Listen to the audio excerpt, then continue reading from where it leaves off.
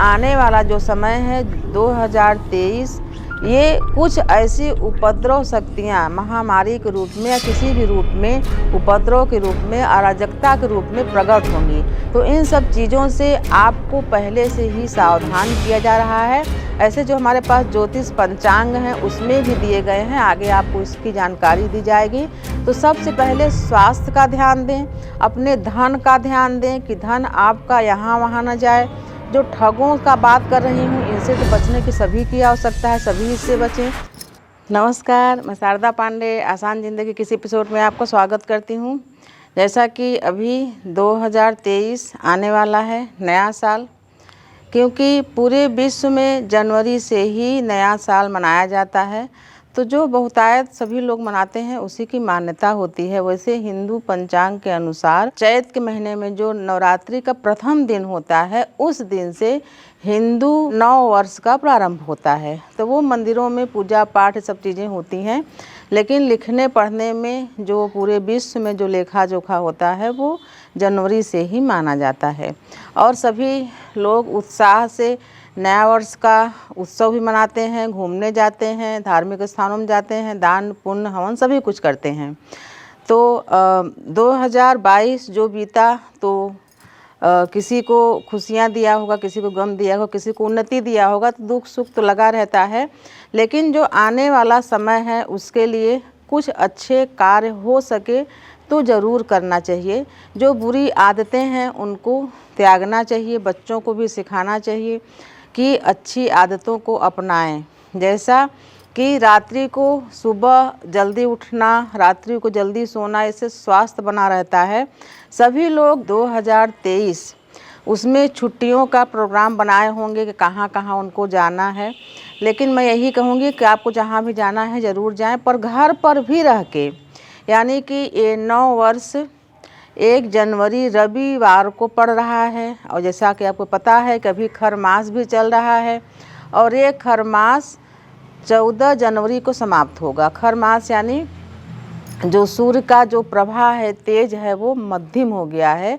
तो इसलिए सूर्य का उपासना भी करके सूर्य भगवान को सभी भक्त बल भी प्रदान करते हैं और श्रद्धा भक्ति से भगवान को जल अर्पण करते हैं। यानी इस दिन रविवार के दिन अश्वनी नक्षत्र और शुक्ल पक्ष का दशमी, पौष महीने का शुक्ल पक्ष का दशमी है। ये दिन भी काफ़ी शुभता बढ़ाता है। यानी पौष महीने का जो शुक्ल पक्ष की दशमी होती है, इस दिन भी पूजा पाठ करने से माँ लक्ष्मी की भी प्राप्ति होती है। वीडियो में पहले भी बताई भी हूँ।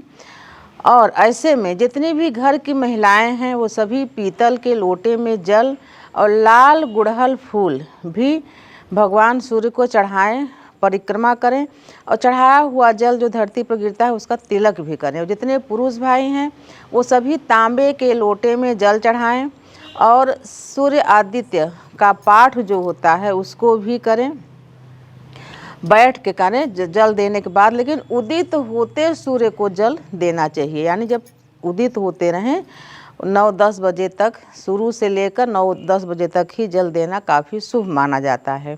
और ऐसे में दान पुण्य भी, यानी हम इसी को मानते हैं कि यही नव वर्ष है। चैत महीने में पड़ता है, उसका तो धार्मिक महत्व तो है ही, लेकिन जो पूरे विश्व में मनाया जाता है इसका भी काफ़ी महत्व है। तो इस दिन गौ को चारा भी डालें, आसपास में गौशाला हो तो, या आपके यहाँ गाय आती हो तो उनको भी कुछ खाने पीने को दें, गरीब ज़रूरतमंदों को दान करें। और जो आपका पूजा घर है, पूजा घर में एक सुसज्जित कलश जरूर रखें। सुसज्जित कलश यानी पंच पल्लव, आम की 5 पत्तियाँ लाएं, उसको सजाएं, कलश में सात्विक बनाएं, कलश में कलावा बांधें और जल भर के हल्दी, सुपारी और सिक्का, कुछ भी चांदी वगैरह को या जो प्रचलित में सिक्का है उसको डालें और कलश स्थापित करें। और भगवान भोलेनाथ से, माँ गौरी मैया से, लक्ष्मी नारायण जी से प्रार्थना करें कि जैसे ये कलश सुसज्जित है उसी प्रकार से आने वाला हमारा जीवन सभी का हर तरह से परिपूर्ण रहे, घर भरा पूरा रहे, खाने पीने की चीज़ें से, धन से, दौलत से, मान सम्मान बना रहे। ये कामना करके कलश रखे, वरुण कलश। और एक शुद्ध गाय के देसी घी का दीप भी प्रज्वलित करें, सभी पंचदेवों के नाम से, आपके जो इष्ट हैं उनके नाम से।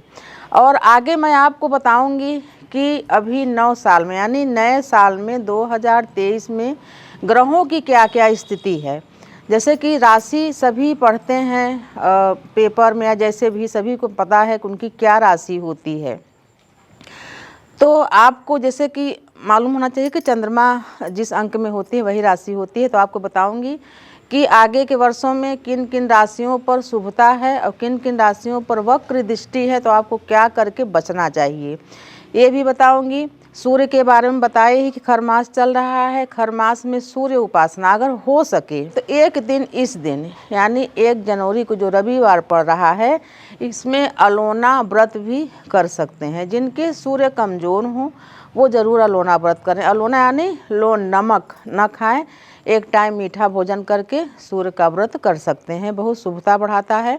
और साल भर जो आपको पूजा बताई हूँ, कलश रखना, दीप रखना, गौ को कुछ चारा डालना और सूर्य भगवान की पूजा, ये अगर एक दिन विशेष शुभ समय पर किया जाता है तो इसकी शुभता साल भर घर पर बनी रहती है। सबसे पहली राशि होती है मेष और सबसे अंत की राशि होती है मीन। तो जिन राशियों पर शुभता है उन राशियों के लिए बता रही हूँ कि इसका शुभता बढ़ाने के लिए और क्या करना चाहिए।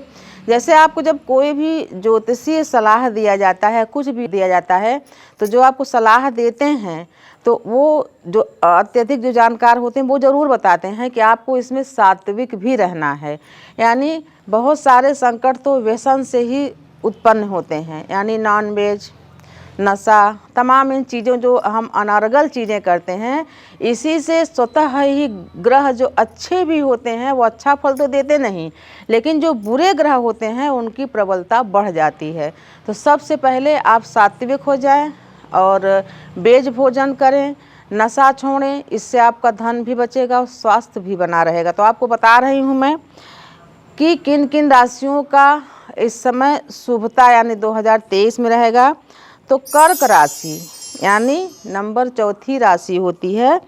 कर्क राशि रुपए पैसे के मामले में विशेष सावधानी रखनी पड़ेगी आपको। जैसे आप लेन देन करते हैं किसी से, तो आप कर्क राशि वाले हैं तो विशेष सावधानी रखें। आपको बता रही हूँ, ठगों से सावधान रहें। ठगों से यानी जैसे कि तमाम ठग आपको बोलते हैं कि यहाँ पैसा डाल दो, वहाँ पैसा डाल दो, ये ट्रांसफ़र कर दो पैसा, यहाँ आपको इतना, आपका लॉटरी निकला है तो इतना आप दे दो तो इतना आपको देंगे। तो कर्क राशि वालों को ठगों से बचना है, कर्ज लेने या देने से भी बचना है। कभी कभी क्या होता है कि आप किसी से 50,000 कर्ज लिए, अगला आदमी बोल देना है तो हमसे तुम 1 लाख रुपया लिए थे, या किसी को आप 1 लाख रुपया दिए तो बोला ना हमको 50,000 ही दिए थे। कर्ज लेने और देने से कर्क राशि वालों को 2023 में सावधान रहना चाहिए। तमाम जो ऑनलाइन ठगी होती है, प्रत्यक्ष में ठगी होती है, इससे भी आपको सावधान रहना है। कर्क राशि वाले अगर नौकरी के लिए प्रयास कर रहे हैं, यानी उनको नौकरी चाहिए, तो नौकरी का जो प्रयास है वो आपका सफल होगा। यानी नौकरी आप जो ढूंढ रहे हैं, आप प्रयासरत रहें, आपको नौकरी में शुभता मिलेगी और शीघ्र ही नौकरी मिलने का भी प्रबल योग है। लेकिन जैसा मैं बताई हूँ कि धार्मिक बने, वेज रहें, नशा पत्ती जो करते हैं उसको छोड़ें, और जो खुद के मन में विकार होते हैं दूसरे के प्रति क्षति पहुँचाने के, जो भी ये सब चीज़ें ना करें, इसको दूर निकालें। ये होता है जैसे बताते हैं कि बुरे चीज़ों का त्याग करें, अच्छी चीज़ों का ध्यान रखें, अच्छी चीज़ों को ही करें। उसी प्रकार से कर्क राशि वालों को समाज में, यानी जहाँ आप रहते हैं, जिस भी समाज में आप रहते हैं, वहाँ आपका मान और सम्मान बढ़ने का भी योग है। शेयर में, जैसे शेयर में जो पैसे वैसे लगाते हैं वो आप लगा सकते हैं, उसके लिए भी समय ठीक है।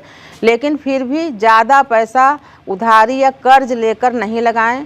जो आपके पास है उसका कुछ परसेंट, जितना आपके पास है उसका 5 या 7% ही शेयर वगैरह में लगाना चाहिए कि नुकसान भी हो तो आपको कोई दिक्कत ना हो। कोई प्राइवेट नौकरी कर रहा है, कोई अपना व्यवसाय कर रहा है, तो उनको, जो व्यवसाय करने वाले हैं, उनको भी व्यवसाय में तरक्की मिलेगी। और घर वालों का जो भी घर में संबंध होते हैं वो संबंध भी सुधरेंगे।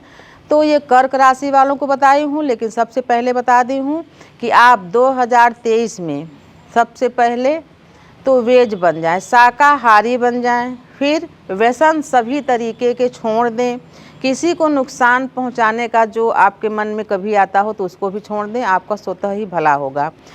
अब मैं आपको बताऊंगी मकर राशि के बारे में, जो राशियों का 10वां राशि होता है। मकर राशि वालों को कार्य क्षेत्र में, यानी कि आप जिस भी कार्य में हैं उसमें आपको तरक्की मिलेगी, प्रमोशन मिलेगा। आप जो मान लो व्यवसाय करें हैं तो उसमें आपको लाभ मिलेगा। जो छात्र हैं, मकर राशि वाले जो छात्र हैं, जो किसी भी प्रकार का अध्ययन कर रहे हैं, पढ़ाई कर रहे हैं, उनको भी सफलता प्राप्त होगा।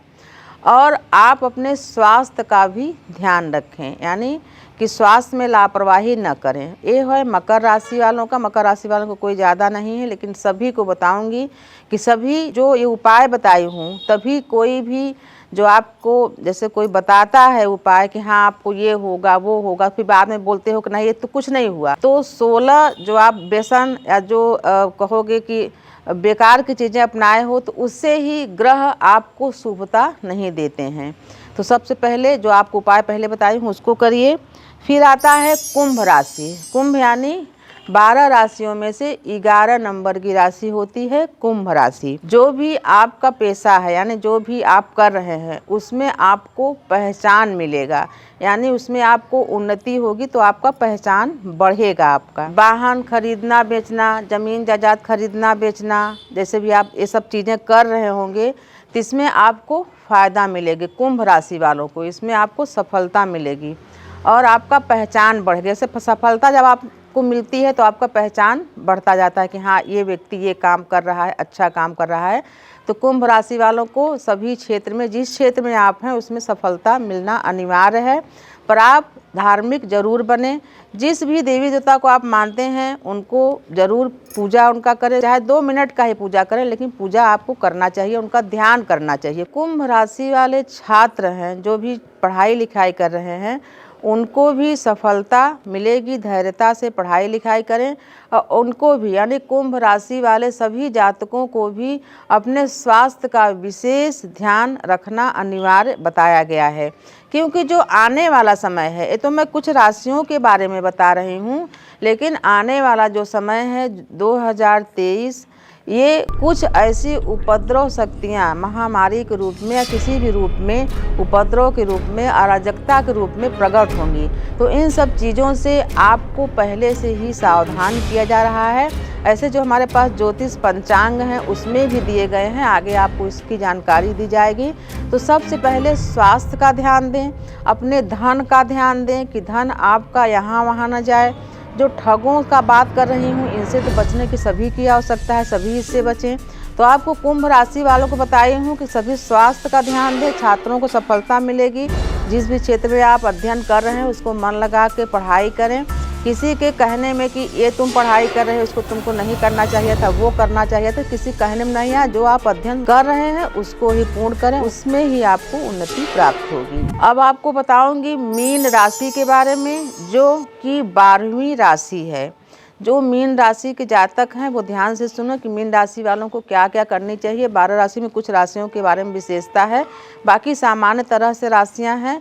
सभी अगर अपने धर्म पर रहेंगे, सात्विक बने रहेंगे, धर्म कर्म करते रहेंगे तो वैसे भी सारे ग्रह अनुकूल रहते हैं। जातक उनको बोला जाता है कि वो स्त्री हो या पुरुष, लड़का हो या लड़की। जातक यानी मीन राशि में जन्म लेने वाले जो व्यक्ति हैं वो उनके लिए बता रही हूँ कि उनको क्या प्राप्त होगा, क्या सावधानियाँ रखनी चाहिए। तो मीन राशि वालों जातकों के लिए शुभ समाचार का संयोग बनेगा, यानी कि आपको कहीं से भी शुभ समाचार प्राप्त होगा, जो भी मीन राशि के जातक हैं। और नौकरी में आपका प्रमोशन, यानी मीन राशि वाले जातक जो भी प्राइवेट नौकरी कर रहे हैं या सरकारी नौकरी कर रहे हैं उनको प्रमोशन भी मिलने का योग है। यानी जनवरी 2023 से दिसंबर 2023 तक आप शुभ कार्य करते रहें, आपको प्रमोशन जरूर प्राप्त होगा, शुभ समाचार भी मिलेंगे। जो विवाहित हैं उनका दाम्पत्य जीवन यानी उनका वैवाहिक जीवन भी सुखमय रहेगा। यानी जो भी थोड़ा बहुत मनमुटाव पहले रहा हो तो ग्रह अनुकूल होने के कारण दाम्पत्य जीवन सुखमय रहेगा उसको सुखमय बनाने के लिए पति पत्नी में सामंजस्य होना चाहिए, स्नेह होना चाहिए, एक दूसरे की बात सुनने की शक्ति होनी चाहिए। सिर्फ अपनी ही बात कहते रहें ऐसा नहीं होना चाहिए, दोनों की बात सुनें और दोनों की बात समझें। जो मीन राशि वाले जातक अविवाहित हैं, वो लड़का हो या लड़की, जिनके विवाह में अड़चनें आ रही हैं, वो